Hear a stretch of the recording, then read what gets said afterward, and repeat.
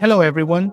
Welcome to the Moodboard podcast. This is episode 28, and we are two creatives helping people unlock their creative potential by having meaningful and insightful conversation. In this episode today, we would like to cover a topic that might concern a lot of us, especially in the beginning of this year with all the shuffling going on in companies and people switching positions, going into other places, taking on new jobs. So Aaron and I, we were talking about how do you approach a new job? Yeah, And I would love to hear Aaron perspective. Well, also mine because I just started my job in yeah, January, but we you are both did. more, yeah, but you are more, a little bit more fresh. Yeah, Um, yeah. This has been a topic that I've been thinking about, well, I guess for the last 2 weeks because I just started a new role. And idea of one, getting to know a whole new industry, a whole new way of doing things is one of the things that you have to learn how to, acclimate to and adapt. But also, it's just like you're working with a whole new set of people with a whole new set of working styles that you get to learn from and about. And I think it's great that we're having this conversation because, like you, Cesar, you also started a new position. And yeah, it's just a curious thing because it's almost like starting over or starting again, but this like you have experience. It's just that you're like a beginner again in a way because you have to like get to know how things are done in the new place and everything. And so I think my experience so far has been really great. And actually, I forgot to mention that I had been at a different role like last year, and I had to go through that process, and then I'll have to save that story for for another time. But the difference is that in this new role, it it really matters like who you're working with. Like the styles that they have with bringing you in mhm. and looping you into the work is just it sets you up for success if it's done well. But yeah, I'm just like curious your approach is to acclimating and adapting to a new environment with new people. Yeah, that's a great question, and it's something that actually I started to think about after I finished my my 5 years at Yeezy, and then I felt like I don't Dang. know, I felt like cast away. You're like in this new island, and like you don't That's a know what great to way to put it. do. Yeah, Yeah. yeah. But no, it was great. It was great opportunity for me to like truly like reassess and reevaluate and also of course like keep the good things, Yeah. keep the good habits, but also like start like just learning how to work with uh, different kind of people. Just it's a great skill to nurture. Yeah. Totally. I think I may have mentioned this in a previous episode, but there is this book called The First 90 Days, right? Mhm. And it's a really great book. It's mostly for, I think it's targeting C-level people, like up on the ladder executives. So it's really packed with great advice. And I was reading this book last year as I was getting ready to hit this new role. And some of the tips that it gives is interviewing people from around the company, people that you're going to be working with, or people who are just in your company, and asking them, yeah, what's working, what isn't working, or what what are some ways that we can that you envision yourself working with, like with me. And getting that, like gathering that information and knowing who to like go to when you need certain help or knowledge about certain things. Anyway, the book is really great. I highly recommend it. But one of the things that really stood out to me was that something to pay attention to is that the first 90 days are the make it or break it time, right? Like it's really crucial to about the break even point. And I think this is why it's more like C-level. That's the audience for this book. It's by Right. Harvard Business Review. But I thought it was really interesting because it's a company, when they bring you on, is investing a lot of capital in you. Mhm. And you want to start making some impact like pretty soon. Once you learn the ropes, you want to working towards that break even point. Of And course. it was really helpful for that, like getting into that mindset. Mhm. Yeah, no, that's very important to come into this place in your mind where like, Mhm. okay, let me sit back and observe. Yeah. Yeah, exactly. And that's been my approach in this new job that I have at Crocs. I from the first meetings that I have with new people, I tell them like, look, I want to learn first how Yeah. things are done here, Yeah, and I want to be mindful of like working styles, working dynamics, team dynamics. totally. Because I don't want to disrupt for the sake of disrupting. Yeah, when You gotta be mindful about it, and you gotta like it's about timing. When like, okay, I think this is a proper moment for me to you know I don't know, totally. suggest a new idea, or maybe like suggest another project that the team could take on. So Yeah. like all these things have an effect, not only Yeah. on you but the people around you. So it Yeah. Because it yeah, you're catching up on something that's already been in motion before you were there. right. And also, I don't want to reinvent the wheel. Right, Like, yeah. I don't want to be in a position where like, oh yeah, we have been working on that for the past 6 months. Yeah. I think it's really important to come in with that sense of humility and just being like, hey, I'm a beginner here. Like I might have years of experience, but the way you Okay. guys do things is different. And you never, I think it's good to bring the good stuff from other places that you've worked at, but like cultures vary in groups Okay. of people. And so things are always different. One thing that I forgot to mention about about the book that I was talking about Mhm. was just how important it is to like to build that relationship, to Mhm. build those connections, to prove that you know how to listen and take direction, and also just be coachable in a way. I think when you're Mhm. starting out is that's also very important.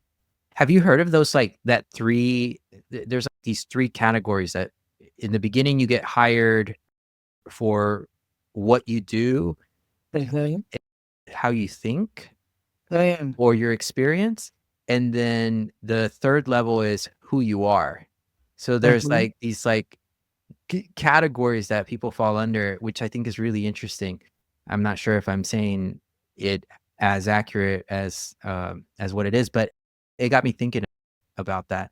So back to that, like the first week at a new place, like how do you feels like going to school for like getting your syllabus and like checking out your classes and all that stuff. Yeah. How do you manage that? How do you manage that first week? Well, the first week it's setting up meetings, introducing yourself to as many people as you can, within your chart. Yeah. Yeah, you introduce yourself, like, excited to be here, happy to support, happy to help, and and yeah, that's what I did the first week, is just setting up meetings. Also, there was a lot of like administrative stuff Yeah. that I wanted to get out of the way, Yeah. and before actually starting to like do like real work. And, Right. and like, yeah, until like guess a couple of weeks ago, we've started to like, start strategizing and like, just getting ready Yeah. for the actual work. But I think it's important to take your due time to to plan what you're gonna do. So yeah, I have been in that stage, and yeah, I think it's great. It's a great pace. that doesn't feel like too slow and doesn't feel rush. Definitely. So yeah, Definitely. that's been my my first weeks here. Yeah. That's great. Yeah, I think that's the initial having initiative to set up those calls with people is really important because especially if you're like working in person, right? Mhm. It's easier Yeah. to like when you're virtual to go under the radar, but when you're working in person, it's like very important to set up Mhm. time to meet people. Yeah, this is my first time going back into the office, Wow. and dude, after 4 years or 5-ish, 4 years of being remote, it's crazy. The difference is wild to me. Like Yeah. people just come up to you and they just ask you questions, or you can just go up to someone and figure out. Ask a question. Yeah. Yeah, I think I've mentioned it on the show. Like I was only in the office with my first like design role Uh-huh. for like a month and a half before the pandemic hit. Wow. Okay.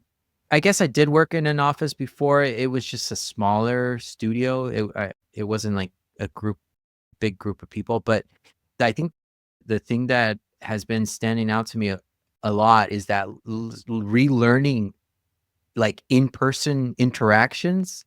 I know that sounds really weird because with your friends, I feel like it's easier, like new people even at an event or something. But when it's Right. coworkers and you're like, your mind has to be at 100% all the time because you don't want to sound, I don't know, like you're still asleep or something. You're still waking Right. up. Right. Yeah.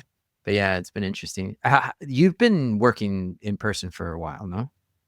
Yeah. I have been going to the office, like in the previous projects, previous like Hmm. jobs. Yeah, I have been going to the office. I would love to know because I think you have like a bigger break, and I think you could talk a little bit about that transition that you had from like being remote all the time or like working from home, freelancing, to Mm, now adding this new layer to your day, to your to your lifestyle, where like, oh, I have to go to work mm. now, running errands becomes a thing. And I want to know from your perspective, like from a creative's perspective, do you think that adds value to what you do? Wow, yeah. Man, I'm split, okay? I'm split Mm, because there I've had really energizing remote collaborations. mm, Nothing compares to the in-person interactions that you have in a workplace, in an office. The energy is different. The transition has been exciting, challenging only because in a fast-paced environment like the startup world, it's just you have to try to make time to think, of course. right? Mhm. And just pause for a second because you're shuffling between meetings, you're getting pinged about something, you're if you're in an open layout office, anyone can come up to Oh your my god. desk, and just and break your flow. There's a lot of people are mindful about that, and they ask, "Are you in the flow or not?" But I think there is a lot of value, and the head of design, who's just this really brilliant guy, who when I asked him like, "How are you going to build a world class team?" Because that's what I want to join. I want to join a world class team, and I know that this startup is beginning to grow their team, and I asked him that, and he gave me a really great response. And one of the that he's implementing is it's all going to be in person. It's all Wow. going to be in person, and it's a rare thing to have that kind of policy, I think, for what we do, which is design Um, engineering.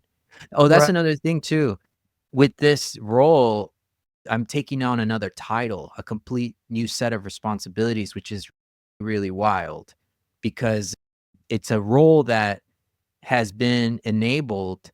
Well, in part, it's always been this way, like the idea of a designer actually building with code the designs that they are envisioning.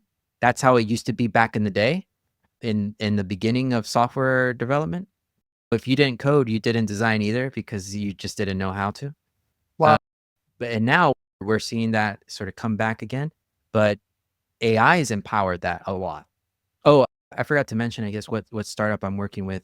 They are an AI startup called Anterior, and they specialize in healthcare infrastructure design, designing applications for a lot of the administrative tasks in healthcare, which Oh is really cool. wow. Yeah, yeah, Okay. which is really cool because it's a if you look at the software that the doctors use, man. Oh, Seen it. have you seen it? It's like Windows XP. Dude, it's unreal. I'm like, what was Thomas Edison like messing around with these kinds of Yeah. interfaces? It is just wild to me how old they look. They look archaic. I Um, know.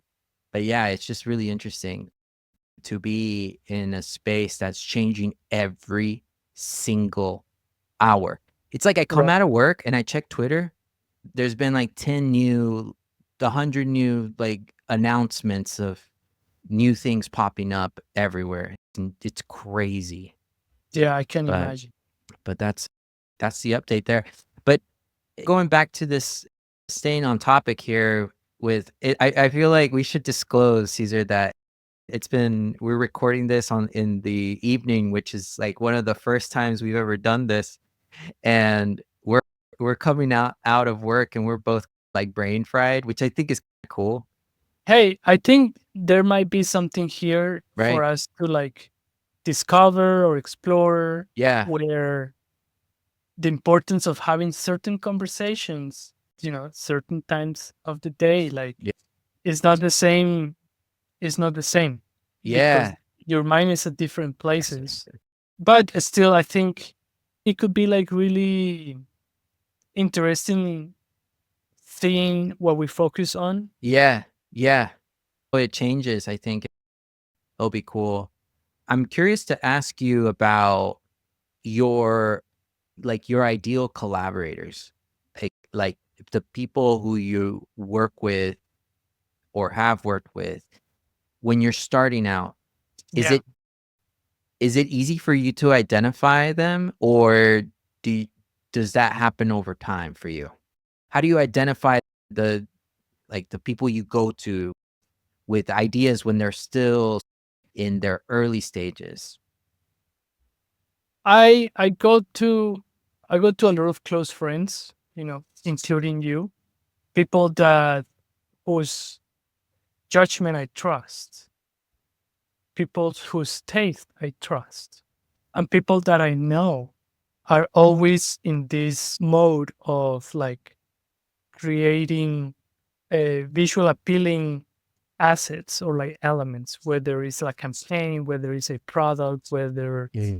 it's it's just something. So like I try to surround myself and the feedback that I get from different angles because people perceive, depending on what you do, people perceive beauty and shapes and colors and textures differently. So I always look for the like, for that angle sometimes or things that I don't see.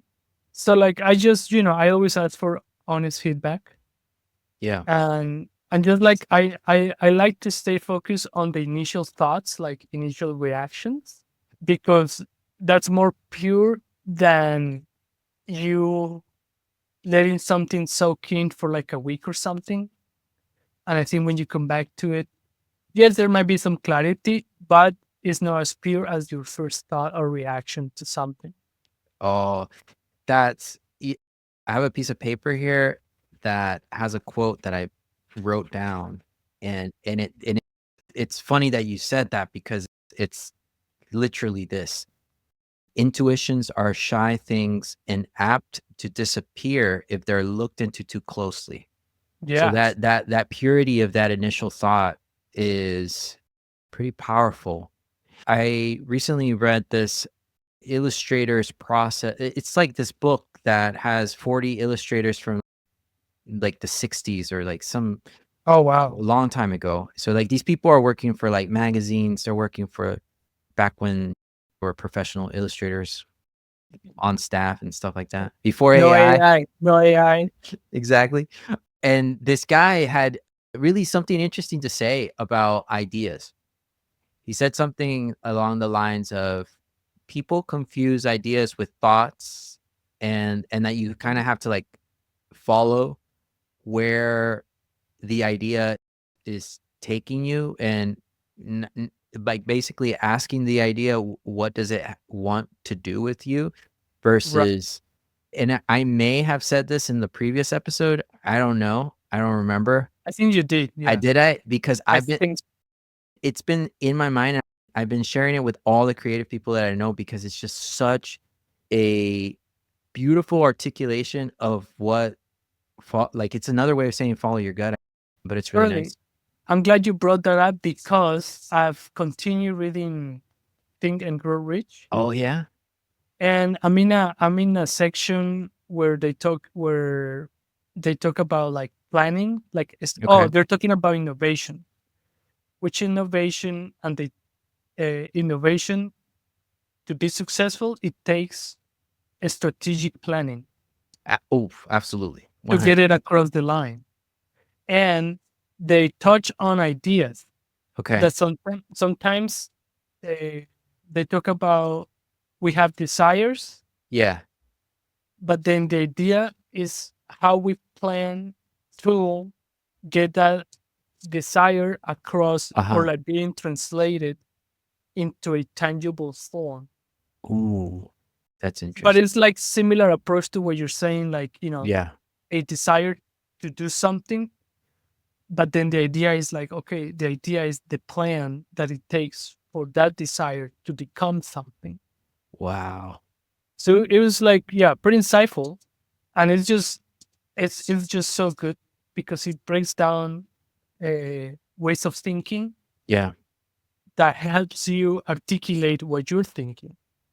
Yeah. Yeah. So yeah, I've recommended before, and I still recommend it. Yeah. That I think those books, like books that teach you new ways of thinking or just the process of manifesting things, everyone has their own recipe, but they fall under that same pattern of just planning and thinking deeply enough to like how that outcome that you want is going to happen, Right. right? Right? When you when you start a new chapter in your career, what are some things that you're thinking about in terms of what you want to make out of it? Or I'm curious to hear your thoughts on that. Mhm. I think I mean my first intention is to improve what is being done. Now, improvement could mean subtraction or refocusing more energy on something that they're doing really well and explore more. Or also it could mean you seeing the beauty in the ugly. There could be, mistakes or ideas that have potential but they haven't been executed properly. And you want to give it a chance of like, let me do this again in a different approach. Because I especially in the car industry, I see a lot of like concepts, conceptual automobiles that are Mm, beautiful, and but then once they are translated into the form that is manufacturable, it loses its essence, its spirit. So that's why I'm saying that, like, sure, a product is ugly, mhm. but it doesn't mean that it was ugly. Maybe it was a beautiful idea that was not executed properly. So that's why I like to give bad ideas a second chance. Tell me more about that. I like to rethink what could have gone right, what could have gone right. And I think I got a little bit of this approach from, from my days at Yeezy, because we sometimes we looked at things that unconventional, sources of inspiration, or sometimes things that weren't visually pleasing, but once you translate them, once you digest and once you like, the right proportions, you think about like the Renaissance, and you think about these like great artists, masters that were great at sculpture. It's all about the proportions. I mean, I don't know. Dude. I think a perfect example is the Toyota. Okay. Look how ugly it's been like since day one, and now all of the sudden this new model is the handsome, is like your hot friend, Wow. and you think like it's all the same elements. Like you kind of see the resemblance, Yeah. but it's placed in the proper places, and I think that's something that separates each of us and makes us unique, and it's one of the reasons why I'm not afraid of sharing ideas or oversharing ideas, because I know that people will not be able to replicate what I do, because I know when to stop. I know the decision making process is unique to you. So like you can share a recipe for something, for a cake, and people still mess it up. People still, oh, it didn't come out right. Well, it's because you didn't make the right decisions. So that's why like I don't mind sharing ideas, because it's something that at the end of the day, you won't be able to replicate. So yeah, that's I hope that makes justice. That's amazing. It's here's all this free game. Good luck. I know, because and even you could share everything. You could share the Yeah. answers to a test, but Yeah. people are still gonna fail. That's why they need to listen to the Mood Board podcast so that Mhm. they can reach their full potential. We're going to stop for a short break. We have our first sponsor. No, I'm just kidding. Not yet. Not yet. We're working towards it. I wanted to ask you, would you ever write a book about your time working at Easy? I will write a book, yes, which has been on my mind for a couple years, and I think is something that is like long. But I will write a book about how to break into the industry, Ooh, because it's the most asked question that I get, and I'm like, okay, here is a book once and for all. This is it, like, 100%. and I think it could, high chances that it could be something really good, because no matter where you are in life, and like, no matter your age, if you want to look into, if you want to consider footwear as a career, well, here are all the things that you should have Yeah. in place, so that you can have high chances of being successful as being in the industry. So I've thought about like breaking it down and like doing like this, thorough plan of the things that you need to be equipped with to be good at, at this, in the industry, to be good in this industry. And yeah, that's what I've thought about doing in regards of a book. But I have not thought about like just doing a book about my time at Yeezy. No, I have not thought about that. I think our listeners are probably like, when pre-orders for this book? Dude, I know it would be a hit just to get into your mind, your experience over time. And I think it would do, it would be probably a really huge learning experience for you to just reprocess, Oh, right? totally. Go through the process of writing a book. Oh my god, I think it is like another, like uncharted territory. Yeah. It, correct me if I'm wrong, but it did your mentor, Marcel, Marcel, hey, he wrote a book recently, didn't he? Or like, he has a few books, yes, okay. which is like tutorials, Yeah. teaching the craft of shoemaking, which is really important, because those type of materials are hard to find. Yeah. So they're hard to find, and, I'm glad he's doing it. I'm glad he's doing it, and it's good, for those things to exist. Yeah. for future generations. Absolutely. I think it's such a noble thing to do the legwork to preserve that knowledge because it's Mhm. so difficult. I imagine it's so challenging to distill all of those years of experience and knowledge And you had and to document it and document everything. Right. exactly.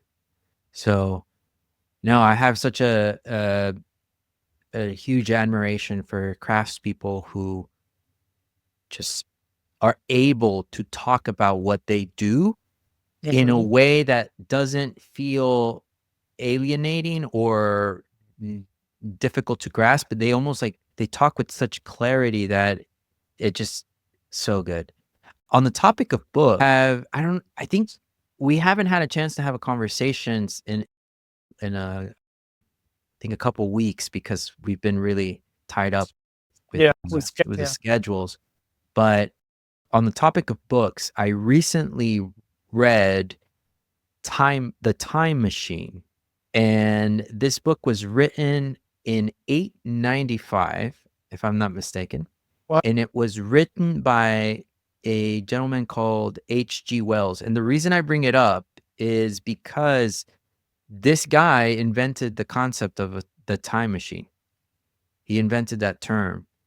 He invented a whole other like set of terms, but he was a futurist and it was really cool to read this book because I was thinking of you because in our first conversations when I wrote that what it would be like to build a time machine that a person 800 but like a billion years, I don't know how many years, it's like a crazy like wild long number into the future and is able to describe this so well, it just blows me away. I just how the creativity, man, right the behind it.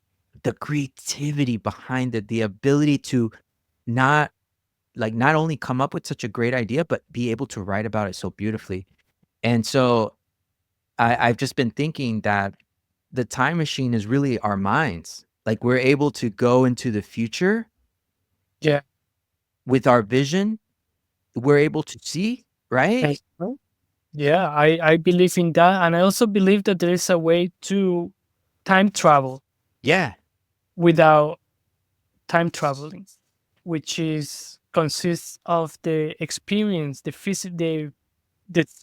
how can I say, like everything you touch, everything you see. Everything has to be new, and everything is so everything that it's in that space and getting into that space and the experience of getting into that space, it's so new that when you come out of that experience, you feel like in the medieval ages, you feel like, oh wow, I just experienced something. So I think it's something along the lines of like a Disneyland. When you're in Disneyland, you feel like in a surreal environment, in a fictitious environment, but it feels real because everything that you see and you do, everything that you hear, it's new and it's different.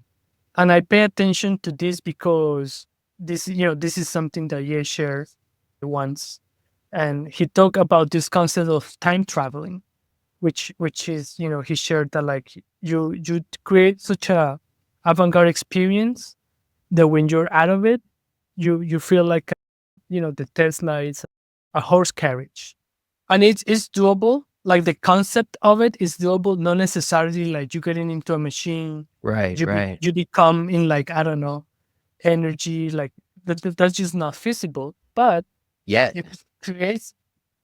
I don't know about that. It's like imagine you becoming something else and then going back to being human. I Yeah.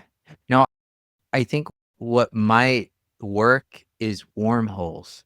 Like that sounds when I mean, you remember watching Interstellar, right? Yeah.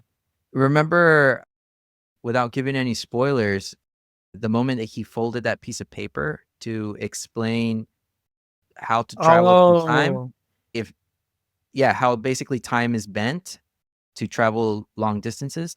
Anyway, I'm digressing here. this episode was about how to start a new job. Yes. Hey, this is proof that we're listening to our listeners, because said that if we went on a tangent, they wouldn't mind that very much. So there you go. That's yeah. And that's what happens when you have been working all day and your mind wanders and you have to catch those moments. It's true. It's true. I wanted to ask you about this work-life balance thing and how it can differ from place to place, right? One thing that I've noticed is that every place I've worked at has a different attitude towards like how hard do you go? And by that, it manifests in many ways. The quality of the work, maybe, but Oh wow. also one of the key characteristics of these places is that people are at work for a while and they get out late and they come first thing in the morning and that sort of thing. It's just like a really wild lifestyle and just like studios Yeah. and etc. So striking that balance, how do you do it when you're wanting to make an impression or the major leagues? Right. Is there work-life balance? Is that even real? There is. Okay. There is, but I believe more in so I don't mind, let's say, if there are moments or like a couple weeks where I come in early, leave late because there is something that I just need to get across finish line, get across the finish line. Yeah. That's fine. The problem is that when that becomes the norm, when that's you like every single week, you have that like you're just an overdrive every single Mm, week. You yeah. need rhythm. You need waves and to pace yourself. You need to Yeah. recharge. Yeah. So like sure, a week or something where you like you hustle, but then like week or something you take it a little bit slow. You are right on time, leave on time. Yeah. But yeah, I think there is moments for both Yeah. where like you should take advantage of slow times and then take advantage of course of the times where you have to act fast. Yeah. But yeah, it's life balance is achievable, Yeah. although for creatives might be different, uh, Sorry. Sorry, guys. because we get ideas all the time. Yeah. And well, this is where your sketchbook or like a notebook comes in handy. I thought you were gonna say that creative people have to stay after 5. No, I like have to stay past 12. No, that makes a lot of sense. I also think that it's in our nature, like, you're not in control of when the ideas come in. It could be late into the night and, "Oh, It touch is, yeah. you gotta jot that down," or you can make connections whenever. You gotta call someone. Yeah, that yeah, that's a wild one. Have you ever had, like, a project where you're getting calls, like, really late? Yes. You're nodding. Oh, that's funny. Late at night or very early in the morning, Oof. 6 a.m., 7 a.m. Weekends. Oh, yeah. Yeah, that was Absolutely. like there was no curfew for creativity. Creativity has no curfew. We're gonna cut that clip, and we're gonna put, like, a beat in the back and just sample it over. Dude, I have been listening to Bad Bunny's new album just, like, on repeat since it came Really, out. Yeah, just I need to on check it repeat. out. Check it out. I was watching an interview with all of the musicians that he used on this album, and they're all I think the youngest one is 17 years old. Yeah, just Oh like a wow. bunch of kids who are still in music school, and he brought them in to record this album, and it's just really inspiring to see that, to see, the future musicians getting propped up like that. It's really cool, really inspiring. Yeah, I was just thinking about the different mediums that artists can use, not just like music, but they start they can then branch out into filmmaking, and all that. And it's almost like the creativity tends to trickle over into other domains. And I'm curious about you and your explorations. If you've had, I know you've had a crazy schedule, but have you had any chances to dabble into any rabbit holes? Yeah, well, talking about rabbit holes, I wanted to make note that Samsung just came out with this washer and dryer all in one, and it looks like Lars from Interstellar. Really? It gives me that vibe. Okay. It's not like exact copy, but it gives me the vibe because it's just like Yeah. monolithic washer and dryer, like similar That. finish, and then the screen is this like black thing that like boop, like Yeah. Yeah. sun. Really cool. That's Really, cool. yeah, really cool. And I saw it was an advertisement, and I saw a Samsung also has this TV. I don't know what this is, but you can apparently put like a frame around the TV, like it. Oh yeah, the Samsung frame? Oh, is that what it is? Yeah, that's what it's called. Yeah, Samsung frame. Oh, so yeah, they have all these like products that are. I mean, this appliance. Right now appliances stick out like a sort of thumbs. Yeah. In No one houses. puts love into them, it Yeah, seems. but now I think once they're like a little bit mindful of like, hey, we can treat these Yeah. objects, physical objects that are in your house, Yeah. as an art gallery, and and now you have this like this just beautiful thing in your Yeah. house that happen to be functional. It's true. I've been up close to one, and the texture that the screen has is some of them come with a canvas texture, so it looks like you're looking at a painting whenever you have a painting as a wallpaper or whatnot. Oh Yeah, wow! so the screen is you can have it with a like a textured finish, but that that TV, if I'm not mistaken, was designed by Oh, if I'm not mistaken, I'm sorry if I'm mispronouncing his name. Yeah, he designed that TV, and it's cool because it can it transforms what a TV used to be. Like like they all look very techy, right? Like they all look yeah, like black. They're like yeah. just like black squares. Yeah, but like the most interesting ones, like that one, and then the one that the Brulex made that looks like an eye from the side. It's called a serif. Oh wow! And they were inspired by I-beams and typography. Oh wow! Yeah, yeah. So I think Samsung's doing a really good job of finding these designers and collaborating with them. But it's interesting that the most, the coolest stuff, the coolest designs are coming from like really opinionated approaches, right? Mhm. Like that frame, for example, that's a statement there, right? Yeah, and like I keep thinking about it, and well, Yeah. I'm also thinking about the washer and dryer, Yeah. Yeah. which I never thought I would, but I was like, oh, I would like to have that in my house. That's really cool. Yeah. That's right. Because it's an all-in-one, right? Yeah, it's all in one. That Mhm. makes sense. Yeah, and I wanted to say about the yeah, shifting the perception of what pros can become.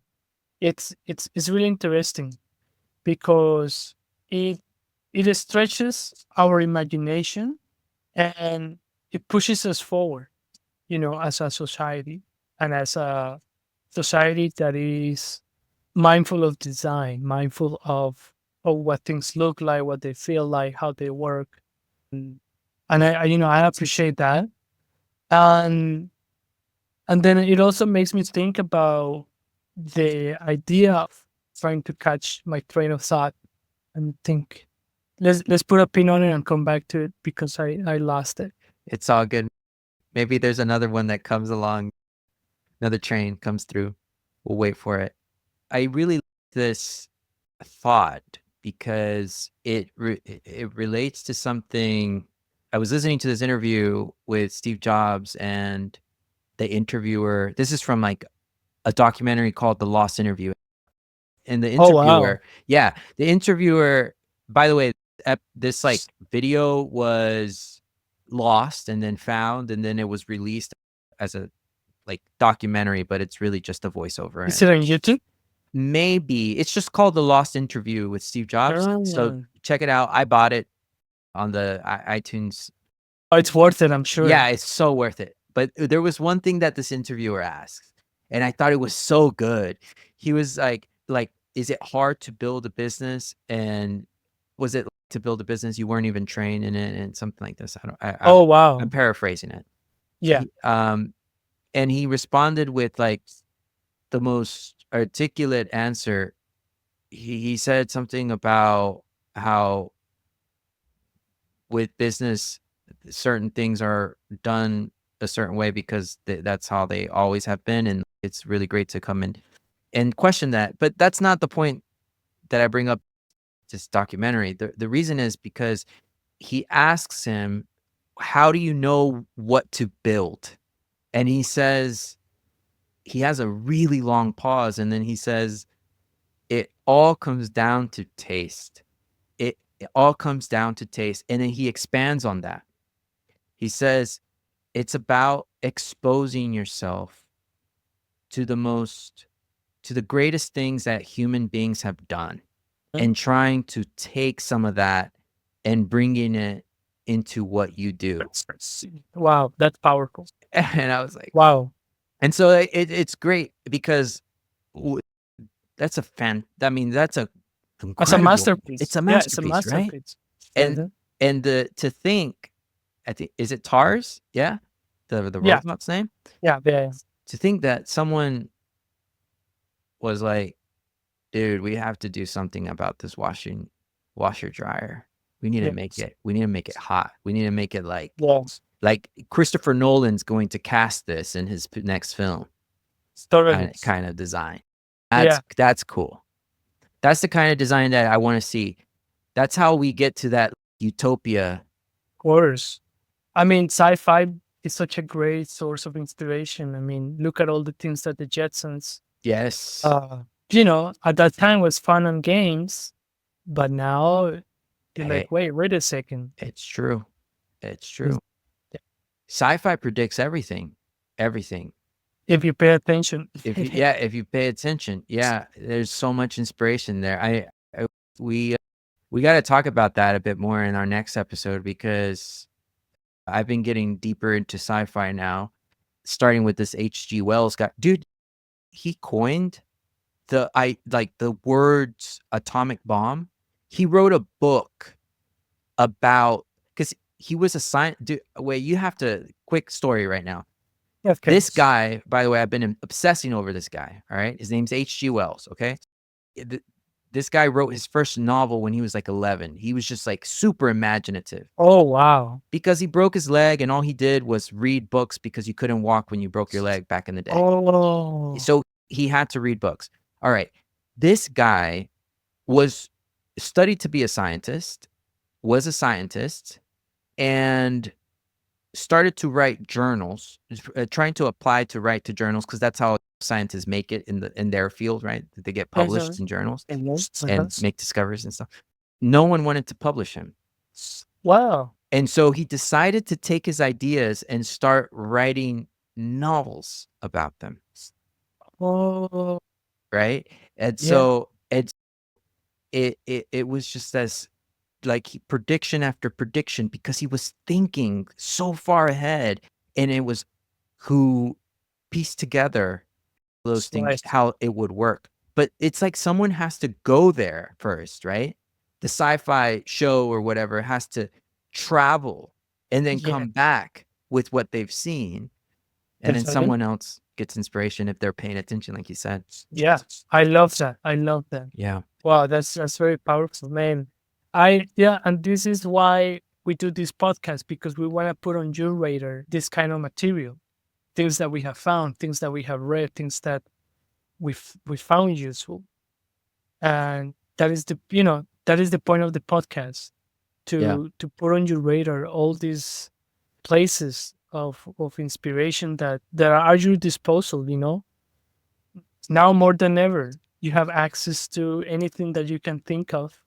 But sometimes it takes people like us to lay it out for you on a silver, like, hey, here it is. Yeah. This has been a really great conversation with a lot of gourmet servings of knowledge. That's funny you say gourmet, because I was thinking, like, this is not McDonald's. This is a Michelin star restaurant, where we are truly being strategic about every ingredient that we put in this plate. Absolutely. We're growing everything ourselves, employing small farms, Yeah, accumulate only the finest ingredients, farm to table. farm to table. We've got people, we've got R&D departments working on the future of knowledge. Wow, this was a great conversation, and I'm inspired by that, Caesar. I'm inspired by the people who are listening to this and Yes. witnessing our beginnings and our restaurant of Mhm. of of knowledge. Okay. I think it's really important now more than ever to that spread that knowledge, spread the love of the craft, and inspire more conversations, I agree. Yeah. Nurture more conversations. Yes. more human ingenuity. Curious to see where that goes. Me too. Thank you for tuning in this episode 28. This is the Moodboard Podcast. This is Caesar, And this is Aaron. and we're two creatives helping people unlock their creative potential by having meaningful and insightful conversations. Until next time. See ya.